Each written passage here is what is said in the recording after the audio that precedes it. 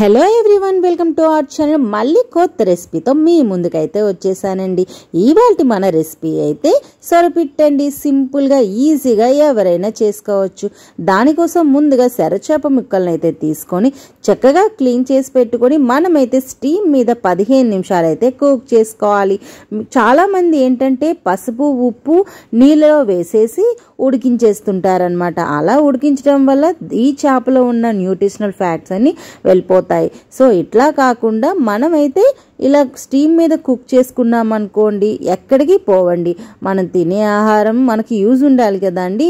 So అందుకని చెప్పి ఇట్లా స్టీమ్ మీద 15 నిమిషాలు కుక్ చేసుకోవాలి.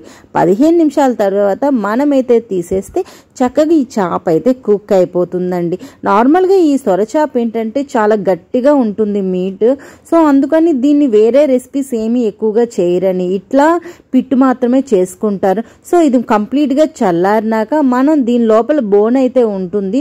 సో ఆ బోన్ అయితే తీసేసి అలానే కొంతమంది స్కిన్తోనే ఉడికించుకుంటారనమాట. ఆ స్కిన్ కూడా తీసేయాలన్నమాట. స్కిన్ ఇంకా బోన్ తీసేసి ఇట్లా మొత్తం మెదిపేసుకోవాలి. ఈ విధంగా మెదిపేసుకున్న దానిలో కొత్తిమీర ఒక 1/2 కప్పు, అలానే 1 కప్పు ఉల్లిపాయలు చిన్నగా కట్ చేసి పెట్టుకున్నది, కాస్త గరం మసాలా, అలానే 1/2 టీ స్పూన్ వరకు పసుపు వేసి, అలానే 1 స్పూన్ కంప్లీట్గా కారం అయితే వేసుకోండి. ఇంకా కారం తినే వాళ్ళైతే ఇంకొంచెం వేసుకోవచ్చు. అలానే కాస్త ఉప్పు రుచికి సరిపడా వేసి బాగా కలిపేసుకోవాలండి. మనం ఇప్పుడు వేసిన ఇంగ్రీడియంట్స్ అంతా చేపతో కలిసిపోవాలన్నమాట. ఇట్లా పొడి పొడిగా కలుపుకోవాలండి. ఈ విధంగా కలుపుకొని పక్కన పెట్టేసుకున్నాక స్టవ్ మీద ప్యాన్ పెట్టుకొని కాస్త వేడెక్కినాక 2 స్పూన్ల వరకు ఆయిల్ వేసి ఆవాలు కాస్త, జీలకర్ర కాస్త, అలానే పచ్చిమిర్చీలు 5-6, కరివేపాకు కాస్త వేసేసి లో ఫ్లేమ్లో పెట్టి కొంచెం వేగనేయాలండి. ఇవన్నీ వేగినాక మనం అప్పుడే దంచి పెట్టుకున్న అల్లం వెల్లుల్లి పేస్ట్ వేసి పచ్చివాసన పోయే వరకు వేయించాలన్నమాట.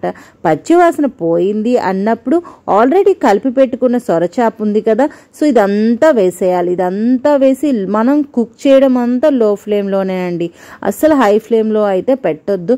సో మొత్తం కలిసేట్టు కలుపుకున్నాక ఒక 5 నిమిషాల తర్వాత ఓపెన్ చేస్తే మన సొరపిట్టు అయితే రెడీ అయిపోయిందండి. చూసారా ఎంత సింపుల్గా చేసేసాం. రోటీ, చపాతీ, రైస్ దేనిలోకైనా బాగుంటుందండి. సింపుల్గా చేసుకోవచ్చు. సరే, మరి మన రెసిపీ నచ్చిందా? నచ్చితే కింద కామెంట్ చేసి లైక్ చేసేయండి. అలానే మన ఛానల్కి సపోర్ట్ చేయాలంటే please like, share and subscribe. Thank you.